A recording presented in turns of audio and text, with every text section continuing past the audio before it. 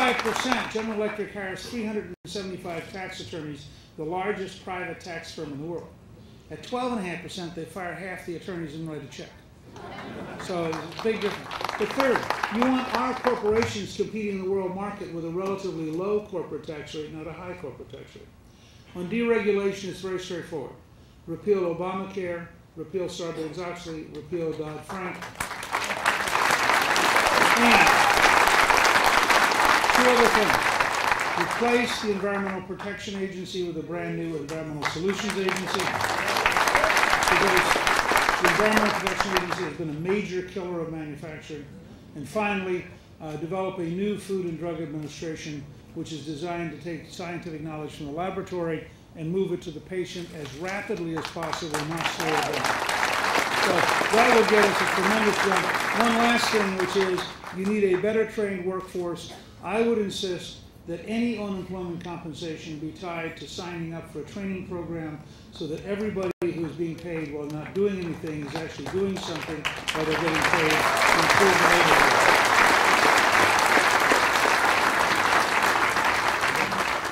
One or two last questions. Back there. Go ahead. Go ahead. Figure out the question system because some people say go over there, some people say go over here. Okay, well, let's do this. We'll go one over here and one over there.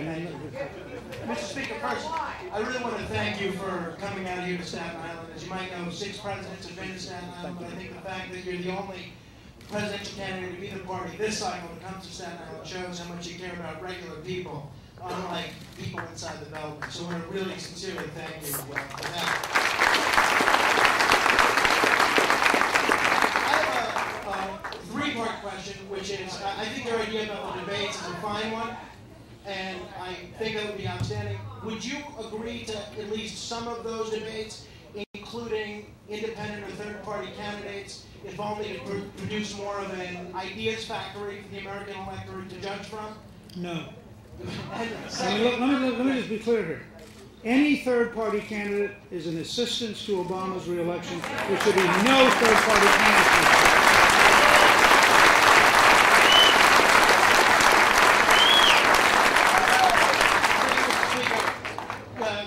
You know better than anyone, I'm sure, the president had appointed this deficit reduction committee headed by Bowles and Simpson.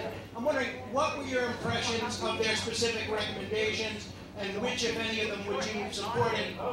Don't you put your hand on me. And then, Don't you put your hand on me.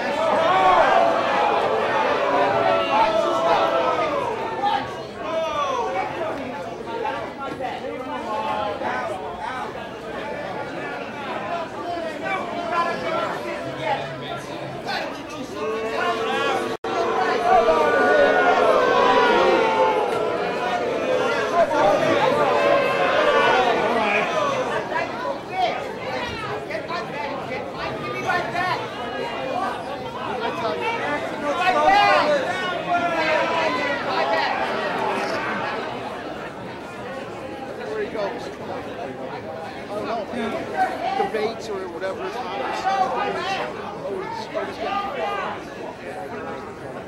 Okay, why don't the rest of us allow the drama to work out without our attention? And okay, that's all. These things happen. Okay. All right. Is that America, pal? Right, no, behind you, right there. Yeah, go ahead.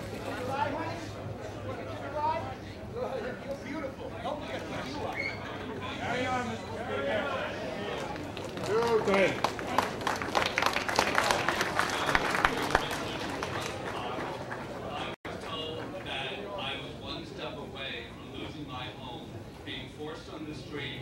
Still liable for a mortgage.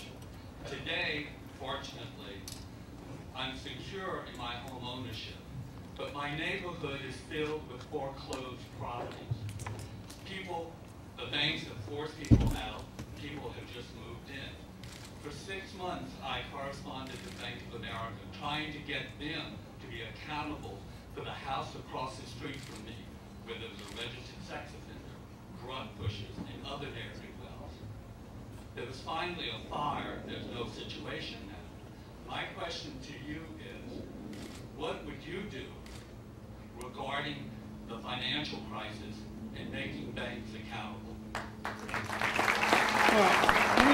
say that we have moved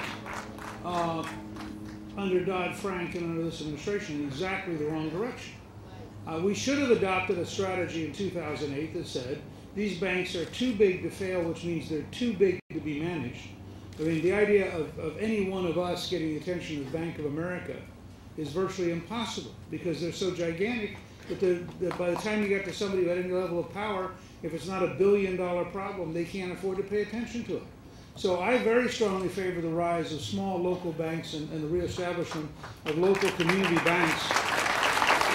And that's exactly the opposite of where we've gone. This has been a deliberate strategy by the Federal Reserve and the Treasury to have a handful of gigantic banks that they could then manage and manipulate in a centralized way, which is exactly the opposite of how America ought to work. You ought to be able to walk in and see a person face to face who's a real banker with real authority, and you ought to be able to say to them, if we don't get this fixed, you'll be in court next week. It's got to be that kind of real-time training at personal level.